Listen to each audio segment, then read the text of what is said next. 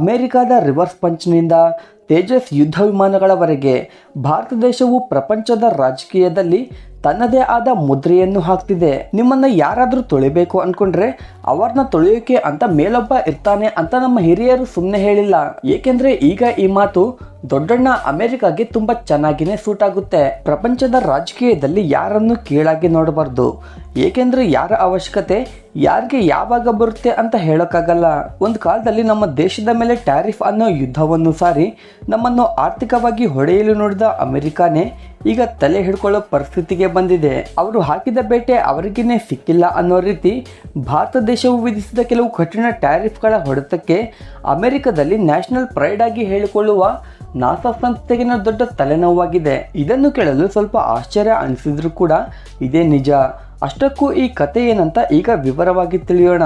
ಅಮೆರಿಕದ ಫೈನಾನ್ಸ್ ಕ್ರೈಸಿಸ್ನಿಂದ ಹಿಡಿದು ನಮ್ಮ ತೇಜಸ್ ಯುದ್ಧ ವಿಮಾನಗಳ ಗರ್ಜನೆಗಳವರೆಗೆ, ಹಾಗೆ ರಷ್ಯಾ ಫ್ರಾನ್ಸ್ ನಡುವೆ ಸಿಕ್ಕಾಕೊಂಡ ನಮ್ಮ ಆಯಿಲ್ ಟ್ಯಾಂಕರ್ನಿಂದ ಹಿಡಿದು ಚೀನಾಗೆ ನಾವು ಕೊಡ್ತಿರುವ ರಿವರ್ಸ್ ಪಂಚ್ನವರೆಗೆ ಎಷ್ಟೋ ಇಂಟ್ರೆಸ್ಟಿಂಗ್ ವಿಷಯಗಳು ನಿಮಗಾಗಿ ಕಾಯ್ತಿವೆ. ವಿಡಿಯೋ ನೋಡೋಕ್ಕೂ ಮುಂಚೆ ನೀವಿನ್ನೂ ನಮ್ಮ ಚಾನಲ್ಗೆ ಸಬ್ಸ್ಕ್ರೈಬ್ ಆಗಿಲ್ಲ ಅಂದರೆ ತಕ್ಷಣ ಸಬ್ಸ್ಕ್ರೈಬ್ ಮಾಡ್ಕೊಳ್ಳಿ. ಹಾಗೆ ಪಕ್ಕದಲ್ಲಿರುವ ಬೆಲ್ ಬಟನ್ನ ಆನ್ ಮಾಡಿಕೊಳ್ಳೋ ಮೂಲಕ ನಾವು ಮಾಡುವ ಪ್ರತಿಯೊಂದು ವಿಡಿಯೋದ ನೋಟಿಫಿಕೇಶನ್ನ ಪಡಿಬೋದು. ಮೊದಲು ನಾವು ಅಮೆರಿಕಾಗೆ ನೀಡಿದ ರಿವರ್ಸ್ ಪಂಚ್ನ ಬಗ್ಗೆ ತಿಳಿಯೋಣ. ಪ್ರಪಂಚದಲ್ಲಿ ನಂಬರ್ 1 ಸ್ಪೇಸ್ ರಿಸರ್ಚ್ ಆರ್ಗನೈಸೇಷನ್, ಹಾಗೆ ಎಷ್ಟೋ ಅದ್ಭುತಗಳನ್ನು ಸೃಷ್ಟಿಸಿದ ನಾಸಾ ಈಗ ತುಂಬ ಸಂಕಷ್ಟದಲ್ಲಿದೆ. ಈಗ ಅಮೆರಿಕದಲ್ಲಿ ಹಣದ ಕೊರತೆಯಿಂದ ಸರ್ಕಾರ ಶಟ್ಡೌನ್ ಘೋಷಿಸುವಂತಾಗಿದೆ. ಹಾಗೆ ನಾಸಾ ಕೂಡ ತನ್ನ ಬಹುಪಾಲು ಪ್ರೋಗ್ರಾಮ್ಸ್ಗಳನ್ನ ಕೂಡ ಕ್ಯಾನ್ಸಲ್ ಮಾಡಿಕೊಂಡಿದೆ. ಈಗ ಅಲ್ಲಿ ಎಂಥ ಪರಿಸ್ಥಿತಿ ಅಂದರೆ ಅಂತರಿಕ್ಷ ವಿಜ್ಞಾನ ಪ್ರಯೋಗಗಳ ಬಗ್ಗೆ ಜಗತ್ತಿಗೆ ಸಮಾಚಾರ ನೀಡುವ ಅವರ ಅಧಿಕೃತ ವೆಬ್ಸೈಟನ್ನು ಕೂಡ ಸಂಪೂರ್ಣ ಬಂದ್ ಮಾಡಿದ್ದಾರೆ. ಹಾಗೆ ಅವರ ಸೋಷಿಯಲ್ ಮೀಡಿಯಾ ಅಕೌಂಟ್ಗಳು ಕೂಡ ಸೈಲೆಂಟ್ ಆಗಿವೆ. ದಿನದ ಎಲ್ಲ ಅಪ್ಡೇಟ್ಗಳು ಕೂಡ ನಿಂತು ಹೋಗಿವೆ. ಈ ಶಟ್ ಡೌನ್ ಪರಿಣಾಮ ಸಣ್ಣದಲ್ಲ. ಇಂಟರ್ನ್ಯಾಷನಲ್ ಸ್ಪೇಸ್ ಸ್ಟೇಷನ್, ISS ನಲ್ಲಿರುವ ಸ್ಪೇಸ್ ಕ್ರಾಫ್ಟ್, ಹಾಗೆ ಸೋಲಾರ್ ಸಿಸ್ಟಮ್ನಲ್ಲಿ ತಿರುಗುತ್ತಿರುವ ಎಷ್ಟೋ ಉಪಗ್ರಹಗಳನ್ನು ಗಮನಿಸುವಂತಹ ಹಲವಾರು ಇಂಪಾರ್ಟೆಂಟ್ ಕೆಲಸಗಳು ಕೂಡ ನಿಂತು ಹೋಗಿವೆ. ಆದ್ದರಿಂದ ಈಗ ಉಪಗ್ರಹಗಳ ಸುರಕ್ಷತೆ ಅನ್ನೋದು ಪ್ರಶ್ನಾರ್ಥಕವಾಗಿದೆ. ಚಂದ್ರನ ಮೇಲೆ ಮನುಷ್ಯನನ್ನು ಕಳುಹಿಸುವ ಪ್ರಾಜೆಕ್ಟ್ಗಳು, ಹಾಗೆ ಬೇರೆ ಯೂನಿವರ್ಸಿಟಿಗಳೊಂದಿಗೆ ಮಾಡುವ ಸಂಶೋಧನೆಗಳು ಕೂಡ ನಿಂತಿವೆ. ಹಾಗೆ ಸಾವಿರಾರು ನಾಸಾ ಉದ್ಯೋಗಿಗಳನ್ನು ಕೂಡ ಸಂಬಳ ಕೊಡೋಕ್ಕಾಗದೆ ಮನೆಗೆ ಕಳುಹಿಸಲಾಗಿದೆ. ಅಷ್ಟಕ್ಕೂ ಇದೆಲ್ಲ ಯಾವಾಗ ನಡೀತು ಅಂತ ನಿಮಗೆಲ್ಲ ಆಶ್ಚರ್ಯ ಆಗ್ಬೋದು. ಇದೆಲ್ಲ ಯಾವಾಗ ನಡೀತು ಅಂದರೆ ಭಾರತ ದೇಶವು ಅಮೆರಿಕದ ಮೇಲೆ ಭಾರಿ ಟ್ಯಾರಿಫ್ಗಳನ್ನು ವಿಧಿಸಿದ ಕ್ಲಿಷ್ಟ ಸಮಯದಲ್ಲಿ. ಒಂದು ಕಾಲದಲ್ಲಿ ನಮ್ಮ ಇಸ್ರೋದ ಮೇಲೆ ಒತ್ತಡಗಳನ್ನು ಹಾಕಿ ನಮಗೆ ತೊಂದರೆ ಕೊಡಲು ನೋಡಿದ ಅಮೆರಿಕಾನೇ ಈಗ ನಮ್ಮ ಸಹಾಯ ಕೇಳಲು ಬಂದಿದೆ. ನಿಜಕ್ಕೂ ಅಮೆರಿಕ ಅಂದುಕೊಂಡ್ರೆ ಈ ಕಷ್ಟ ಸಮಯದಲ್ಲಿ ತನ್ನ ಕೆಲಸಗಳನ್ನು ಮುಂದುವರಿಸಲು ಇಸ್ರೋದ ಸಹಾಯ ಪಡಿಬಹುದು. ಆದರೆ ನಾವು ಪ್ರಪಂಚದ ದೊಡ್ಡಣ್ಣ ಅನ್ನೋ ಅಹಂಕಾರ, ಹಾಗೆ ನಾವು ಈಗಾಗಲೇ ಭಾರತದ ಮೇಲೆ ಟ್ಯಾರಿಫ್ ಹಾಕಿದ್ದೀವಿ ಅನ್ನೋ ಮೊಂಡಿತನ ಅವರನ್ನು ಈ ಕೆಲಸ ಮಾಡದಂತೆ ಮಾಡ್ತಿದೆ. ಏನೇ ಆಗಲಿ ಈ ಘಟನೆ ನಮಗೆ ಒಂದೊಳ್ಳೆ ಪಾಠವನ್ನು ಕಲಿಸುತ್ತೆ. ಅದೇನೆಂದರೆ ಟೆಕ್ನಾಲಜಿ ವಿಷಯದಲ್ಲಿ ಎಷ್ಟೇ ಬೆಳೆದಿದ್ರೂ ಕೂಡ ಆರ್ಥಿಕ ಸ್ಥಿರತೆ ಇಲ್ದಿದ್ರೆ ಎಂಥ ಸಂಸ್ಥೆಯಾದರೂ ಕುಸಿದು ಹೋಗುತ್ತೆ ಅನ್ನೋದಕ್ಕೆ ನಾಸಾನೇ ಬೆಸ್ಟ್ ಎಕ್ಸಾಂಪಲ್. ನಮ್ಮ ಇಸ್ರೋ ತರಹದ ಸಂಸ್ಥೆಗಳಿಗೆ ಸರಿಯಾದ ಬಡ್ಜೆಟ್ಗಳನ್ನ ನೀಡಿ ಸ್ವಾವಲಂಬನೆ ದಿಕ್ಕಿನಲ್ಲಿ ಸಾಗ್ತಿರುವ ನಮ್ಮ ಭಾರತ ದೇಶ ಭವಿಷ್ಯತ್ತಿನಲ್ಲಿ ಅಮೆರಿಕಾಗೆ ಬಂದಂತಹ ಪರಿಸ್ಥಿತಿ ಬರದಂತೆ ಮುನ್ನೆಚ್ಚರಿಕೆ ವಹಿಸಬೇಕಾಗಿದೆ. ಒಂದು ಕಡೆ ಸೂಪರ್ ಪವರ್ ಅಮೆರಿಕ ಆರ್ಥಿಕವಾಗಿ ಪತನವಾಗ್ತಿದ್ರೆ, ಮತ್ತೊಂದು ಕಡೆ ನಮ್ಮ ಭಾರತ ದೇಶ ರಕ್ಷಣಾ ಕ್ಷೇತ್ರದಲ್ಲಿ ಹೇಗೆ ಮುನ್ನುಗ್ತಿದೆ ಅಂದರೆ ನಮ್ಮ ಹೆಮ್ಮೆಯ ತೇಜಸ್ ಪ್ರೋಗ್ರಾಂನಿಂದ ಒಂದು ಅದ್ಭುತ ನ್ಯೂಸ್ ಬಂದಿದೆ. ಅದೇನೆಂದರೆ ನಮ್ಮ ಸ್ವದೇಶಿ ಯುದ್ಧ ವಿಮಾನ ತೇಜಸ್ MK2 ಮೊದಲ ಪ್ರಯೋಗಕ್ಕೆ ಡೇಟ್ ಫಿಕ್ಸ್ ಆಗಿದೆ. ಮೊದಲು 2025ರಲ್ಲಿ ಈ ಪ್ರಯೋಗ ನಡೆಸಬೇಕು ಅಂತ ಅಂದ್ಕೊಂಡಿದ್ರು. ಆದರೆ ಕೆಲವು ಕಾರಣಗಳಿಂದ 2026 ಫಸ್ಟ್ ಕ್ವಾರ್ಟರ್ನಲ್ಲಿ ಈ ವಿಮಾನ ಗಗನಕ್ಕೆ ಹಾರಲಿದೆ. ಈ ತೇಜಸ್ ಯೋಜನೆಯಲ್ಲಿ ಕೂಡ 2 ವೆರೈಟಿಗಳಿವೆ. ಒಂದು ಅಮೆರಿಕಕ್ಕೆ ಸೇರಿದ ಜನರಲ್ ಎಲೆಕ್ಟ್ರಿಕ್ 404 ಇಂಜಿನ್ನೊಂದಿಗೆ ನಡೆಯುವ ತೇಜಸ್ MK1. ಎರಡನೆಯದು ಅದಕ್ಕಿಂತ ಶಕ್ತಿಯುತವಾದ F404 ಇಂಜಿನ್ನೊಂದಿಗೆ ನಡೆಯುವ ತೇಜಸ್ MK2. ಇಲ್ಲಿ ಕೂಡ ಒಂದು ಕಿರಿಕಿರಿ ಇದೆ. ಅದೇನೆಂದರೆ ನಾವು ಕೇವಲ ಇಂಜಿನ್ಗಳನ್ನು ಮಾತ್ರ ಖರೀದಿಸುತ್ತಿಲ್ಲ.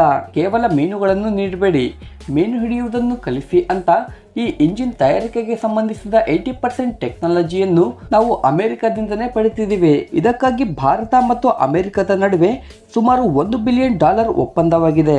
ಈ ತೇಜಸ್ MK2 ಅನ್ನೋದು ನಮ್ಮ ಭಾರತೀಯ ವಾಯುಸೇನೆಗಾಗಿ ತಯಾರಿಸಿದ ಒಂದು ಅತ್ಯಾಧುನಿಕ ಯುದ್ಧ ವಿಮಾನ. ಇದು ನಮ್ಮ ಹಳೆಯ ಜಾಗ್ವಾರ್, ಮಿರಾಜ್ 2000, MiG-29 ವಿಮಾನಗಳ ಸ್ಥಾನವನ್ನು ಭರ್ತಿ ಮಾಡುತ್ತೆ. ಇದರ ವಿಶೇಷತೆ ಏನೆಂದರೆ ಇದರಲ್ಲಿ ನಮ್ಮ ಭಾರತ ದೇಶದಲ್ಲಿ ತಯಾರಿಸಿದ ಉತ್ತಮ AESA ರೇಡರ್, ಎಲೆಕ್ಟ್ರಾನಿಕ್ ವಾರ್ಫೇರ್ ಸೂಟ್ಗಳಂತವುಗಳನ್ನು ಅಳವಡಿಸಲಾಗಿದೆ. ಅಷ್ಟೇ ಅಲ್ಲದೆ ಬ್ರಹ್ಮೋಸ್ ನೆಕ್ಸ್ಟ್ ಜನರೇಷನ್ ಟೆಕ್ನಾಲಜಿಗಳನ್ನು ಕೂಡ ಇದಕ್ಕೆ ಸುಲಭವಾಗಿ ಕನೆಕ್ಟ್ ಮಾಡಬಹುದು. ಈ ಯೋಜನೆಯಲ್ಲಿ ಮತ್ತೊಂದು ಹೆಮ್ಮೆಯ ವಿಷಯ ಅಂದ್ರೆ ಆತ್ಮನಿರ್ಭರ್ ಭಾರತ್. ಈ ವಿಮಾನ ತಯಾರಿಕೆಯಲ್ಲಿ ಬಳಸುವ ಸುಮಾರು 82% ಉಪಕರಣಗಳು ನಮ್ಮ ದೇಶದಲ್ಲಿನೇ ತಯಾರಾಗ್ತವೆ. ನಮ್ಮ ಗುರಿ ಕೇವಲ 82% ಅಲ್ಲ, ಭವಿಷ್ಯದಲ್ಲಿ ಇದನ್ನು 90 to 95% ಮಾಡುವುದು. ಒಂದ್ಸರ್ತಿ ಈ ಇಂಜಿನ್ ತಯಾರಿಸುವ ಚೈನ್ ಸ್ಥಿರಗೊಂಡ್ರೆ ಸುಮಾರು 110ರಿಂದ 120 ವಿಮಾನಗಳನ್ನು ದೊಡ್ಡ ಮಟ್ಟದಲ್ಲಿ ಉತ್ಪಾದಿಸಲು ನಮ್ಮ ಹಿಂದೂಸ್ತಾನ್ ಏರೋನಾಟಿಕ್ಸ್ ಲಿಮಿಟೆಡ್ ಸಿದ್ಧವಾಗಿದೆ. ಈ ವಿಮಾನಗಳ ತಯಾರಿಕೆಯನ್ನು ವೇಗಗೊಳಿಸಲು ಭಾರತ ಸರ್ಕಾರ ಈಗಾಗಲೇ $1 ಬಿಲಿಯನ್ ಆರ್ಡರ್ಗಳೊಂದಿಗೆ HAL ಸಂಸ್ಥೆಯನ್ನು ಪುನರ್ ನಿರ್ಮಾಣ ಮಾಡುವ ಕೆಲಸದಲ್ಲಿ ತೊಡಗಿದೆ. ಈಗ ಫ್ರಾನ್ಸ್ ಕೈಗೆ ಸಿಕ್ಕಿ ಹಾಕೊಂಡ ರಷ್ಯಾದ ನೌಕೆ ಬಗ್ಗೆ ತಿಳಿಯೋಣ. ರಷ್ಯಾಗೆ ಸೇರಿದ ನಯಾರಾ ಎನರ್ಜಿ ಎಂಬ ಕಂಪನಿ ನಮ್ಮ ದೇಶದಲ್ಲಿ ದೊಡ್ಡ ಮಟ್ಟದಲ್ಲಿ ಹೂಡಿಕೆ ಮಾಡ್ತಿದೆ. ಇಲ್ಲಿ ರಿಫೈನರಿಗಳನ್ನು ಸ್ಥಾಪಿಸಿ ಶುದ್ಧಗೊಂಡ ಕ್ರೂಡ್ ಆಯಿಲ್ ಅನ್ನು ಜಗತ್ತಿನಾದ್ಯಂತ ಮಾರಾಟ ಮಾಡಲಾಗುತ್ತೆ. ಆದರೆ ರಷ್ಯಾ ಉಕ್ರೇನ್ ಯುದ್ಧದ ಕಾರಣದಿಂದ ಪಶ್ಚಿಮ ದೇಶಗಳು ರಷ್ಯಾದ ಮೇಲೆ ಕಠಿಣ ಷರತ್ತುಗಳನ್ನು ಹಾಕಿವೆ. ಈ ಷರತ್ತುಗಳಿಂದ ತಪ್ಪಿಸಿಕೊಳ್ಳೋಕೆ ರಷ್ಯಾ ಶಾಡೋ ಫ್ಲೀಟ್ ಎಂಬ ಒಂದು ಕಳ್ಳ ಮಾರ್ಗವನ್ನು ಆಯ್ಕೆ ಮಾಡಿಕೊಂಡಿದೆ. ಈ ಶಾಡೋ ಫ್ಲೀಟ್ ಅಂದರೆ ಹಳೆಯ ನೌಕೆಗಳನ್ನು ಬಳಸಿ ಯಾರಿಗೂ ಅನುಮಾನ ಬರದಂತೆ ತನ್ನ ಕ್ರೂಡ್ ಆಯಿಲ್ ಅನ್ನು ಸಾಗಿಸುವುದು. ಇಂತಹ ಒಂದು ಶಾಡೋ ಫ್ಲೀಟ್ಗೆ ಸೇರಿದ ಒಂದು ಟ್ಯಾಂಕರ್ ಅನ್ನು ಫ್ರಾನ್ಸ್ನ ನೌಕಾಪಡೆ ಅಟ್ಲಾಂಟಿಕ್ ಮಹಾಸಮುದ್ರದಲ್ಲಿ ಹಿಡಿದಿದೆ. ಈ ಟ್ಯಾಂಕರ್ ಎಲ್ಲಿಗೆ ಬರ್ತಿತ್ತು ಅಂದ್ರೆ ನಮ್ಮ ಭಾರತದ ಗುಜರಾತ್ನ ವಾಡಿನಾರ್ ಪೋರ್ಟ್ಗೆ. ಅಲ್ಲಿನ ನಯಾರಾ ಎನರ್ಜಿ ರಿಫೈನರ್ಗೆ ಈ ಕ್ರೂಡ್ ಆಯಿಲ್ ಅನ್ನು ವಿತರಿಸಬೇಕಾಗಿತ್ತು. ಈ ಘಟನೆಯಿಂದ ಯುರೋಪ್ ದೇಶಗಳು ರಷ್ಯಾವನ್ನು ಯಾವ ರೀತಿ ಟಾರ್ಗೆಟ್ ಮಾಡ್ತಿವೆ ಅಂತ ಅರ್ಥವಾಗ್ತಿದೆ. ಈ ಗಲಾಟೆಗಳಿಂದಲೇ ಭಾರತ ದೇಶದಲ್ಲಿ ಕೆಲಸ ಮಾಡುತ್ತಿರುವ ರಷ್ಯನ್ ಕಂಪನಿಗಳಿಗೆ ಗಂಭೀರ ಸಮಸ್ಯೆಗಳು ಎದುರಾಗ್ತಿವೆ. ಹಾಗೆ ಈ ದೊಡ್ಡ ದೇಶಗಳ ಕಲಹಗಳಿಂದ ನಮ್ಮ ದೇಶದ ವ್ಯಾಪಾರಕ್ಕೂ ಕೂಡ ತೊಂದರೆ ಆಗ್ತಿದೆ. ಒಂದು ವೇಳೆ ನಮ್ಮ ಕ್ರೂಡ್ ಆಯಿಲ್ ಸರಬರಾಜಿಗೆ ತೊಂದರೆ ಬಂದ್ರೆ ಭಾರತ ದೇಶವು ಪ್ರತಿ ವರ್ಷ $8 ಬಿಲಿಯನ್ ನಷ್ಟವನ್ನು ಎದುರಿಸಬೇಕಾಗುತ್ತೆ ಅಂತ ರಷ್ಯಾ ಅಧ್ಯಕ್ಷ ಪುಟಿನ್ ಈಗಾಗಲೇ ಎಚ್ಚರಿಕೆ ನೀಡಿದ್ದಾರೆ. ಇದು ಹೀಗಿದ್ರೆ ನಮಗೆ ಇನ್ನೊಂದು ಸಮಸ್ಯೆ ಇದೆ. ನಮ್ಮ ಪಕ್ಕದ ದೇಶ ಚೀನಾ ಯಾವಾಗಲೂ ಏನೋ ಒಂದು ಕಿರಿಕ್ ಮಾಡಿಕೊಂಡು ನಮ್ಮ ಹತ್ರ ಜಗಳಕ್ಕೆ ಬರ್ತಾನೆ ಇರುತ್ತೆ. ಅರುಣಾಚಲ ಪ್ರದೇಶದ ಬಾರ್ಡರ್ ದೂರದಲ್ಲಿ ಟಿಬೆಟ್ ಬ್ರಹ್ಮಪುತ್ರ ನದಿಯ ಮೇಲೆ ಜಗತ್ತಿನಲ್ಲಿ ಅತಿ ದೊಡ್ಡ ಡ್ಯಾಮ್ನ ನಿರ್ಮಿಸಬೇಕು ಅಂತ ಚೀನಾ ಯೋಚಿಸುತ್ತಿದೆ. ಇದು ನಮ್ಮ ದೇಶದ ಸುರಕ್ಷತೆಗೆ ದೊಡ್ಡ ಪೆಟ್ಟು. ಏಕೆಂದರೆ ಚೀನಾ ಯಾವಾಗ ಬೇಕಾದರೂ ಅಣೆಕಟ್ಟೆಯ ಬಾಗಿಲುಗಳನ್ನು ತೆರೆದು ನಮ್ಮ ಪೂರ್ವ ರಾಜ್ಯಗಳನ್ನು ಮುಳುಗಿಸಬಹುದು. ಹಾಗೆ ನಮಗೆ ನೀರು ಸಿಗದಂತೆ ಮಾಡಿ ನಮ್ಮ ಭೂಮಿಗಳನ್ನೆಲ್ಲ ಬರಡು ಭೂಮಿ ತರ ಮಾಡಬಹುದು. ಆದ್ರೆ ಭಾರತ ಕೂಡ ಇದಕ್ಕೆ ತಕ್ಕ ಪ್ರತಿಕ್ರಿಯೆ ಕೊಟ್ಟಿದೆ. ನೀವು ಏನ್ ಮಾಡಿದ್ರು ನೋಡ್ತಾ ಕೂರಕ್ಕೆ ಇದು ಹಳೆಯ ಭಾರತ ಅಲ್ಲ. ನೀವು ಅಂತಾರಾಷ್ಟ್ರೀಯ ನಿಯಮಗಳನ್ನು ಕಡೆಗಣಿಸಿ ನಿಮ್ಮ ಇಷ್ಟದಂತೆ ಮಾಡಿದ್ರೆ ನಾವು ಕೂಡ ಅದೇ ಮಾಡ್ತೇವೆ ಅಂತ ಭಾರತ ಗಟ್ಟಿಯಾಗಿ ವಾರ್ನ್ ಮಾಡಿದೆ. ಹಾಗೆ ಚೀನಾಗೆ ಚೆಕ್ ಹಾಕಲು ಅರುಣಾಚಲ್ ಪ್ರದೇಶದಲ್ಲಿ ಅವರು ಕಟ್ಟುವ ಅಣೆಕಟ್ಟಿಗೆ ಬಾಸ್ ಅನ್ನೋ ರೀತಿ ಭಾರಿ ಪ್ರಮಾಣದ ಅಣೆಕಟ್ಟನ್ನು ಕಟ್ಟಲು ಭಾರತ ಸಜ್ಜಾಗ್ತಿದೆ. ಈ ಯೋಜನೆ ಪೂರ್ಣಗೊಂಡ್ರೆ ಇದು ಭಾರತ ದೇಶದಲ್ಲಿ ಅತಿ ದೊಡ್ಡ ಜಲಾಶಯವಾಗಲಿದೆ. ಇದರ ನೀರು ಸಂಗ್ರಹದ ಸಾಮರ್ಥ್ಯ ಸುಮಾರು 9.2 ಬಿಲಿಯನ್ ಕ್ಯೂಬಿಕ್ ಮೀಟರ್ಗಳು. ಅಣೆಕಟ್ಟಿನ ಎತ್ತರ 280 ಮೀಟರ್ಗಳು. ಅಲ್ಲದೆ ಈ ಯೋಜನೆಯ ಮೂಲಕ ಸುಮಾರು 11,200ರಿಂದ 11,600 ಮೆಗಾವ್ಯಾಟ್ ವಿದ್ಯುತ್ ಅನ್ನು ಉತ್ಪಾದಿಸಬಹುದು. ಇದು ಭಾರತದ ಪಾಲಿಗೆ ಮಾತ್ರ ಒಂದೇ ಏಟಿಗೆ 2 ಹಕ್ಕಿಗಳನ್ನು ಹೊಡೆದಂತೆ. ಅದು ಹೇಗೆಂದ್ರೆ ಒಂದು ಕಡೆ ಚೀನಾದ ದಾಳಿಗೆ ಅಡ್ಡ ನಿಲ್ಲುವುದು, ಮತ್ತೊಂದು ಕಡೆ ದೇಶಕ್ಕೆ ಬೇಕಾಗಿರುವ ನೀರು ವಿದ್ಯುತ್ ಅನ್ನು ತಯಾರಿಸಿಕೊಳ್ಳುವುದು. ಸೊ ನೋಡಿದ್ರಲ್ಲ ಫ್ರೆಂಡ್ಸ್, ಪ್ರಪಂಚದ ರಾಜಕೀಯದಲ್ಲಿ ನಮ್ಮ ದೇಶ ಯಾವ ರೀತಿ ತನ್ನ ಮುದ್ರೆಯನ್ನು ಹೊತ್ತುತ್ತಿದೆ ಅಂತ.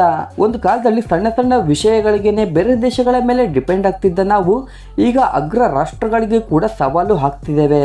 ನಮ್ಮ ದೇಶದ ವಿಜ್ಞಾನಿಗಳು, ಇಂಜಿನಿಯರ್ಗಳು, ಸೈನಿಕರು ಹಾಗೆ ಮಹಾನಾಯಕರ ಕಾರ್ಯದಿಂದಲೇ ಇದೆಲ್ಲ ಸಾಧ್ಯವಾಗ್ತಿದೆ. ಭಾರತ ದೇಶ ತೆಗೆದುಕೊಂಡ ಈ ನಿರ್ಧಾರಗಳ ಬಗ್ಗೆ ನಿಮಗೇನು ಅನಿಸ್ತಿದೆ ಅಂತ ಕೆಳಗಡೆ ಕಮೆಂಟ್ ಮಾಡಿ. ವಿಡಿಯೋ ಇಷ್ಟವಾದರೆ ವಿಡಿಯೋಗೆ ಒಂದು ಲೈಕ್ ಮಾಡಿ, ನಮ್ಮ ಚಾನಲ್ನ ತಪ್ಪದೆ ಸಬ್ಸ್ಕ್ರೈಬ್ ಮಾಡ್ಕೊಳ್ಳಿ. ಮುಂದಿನ ಸಲ ಮತ್ತೊಂದು ಹೊಸ ವಿಡಿಯೋ ಮುಖಾಂತರ ಸಿಗೋಣ. Thank you for watching.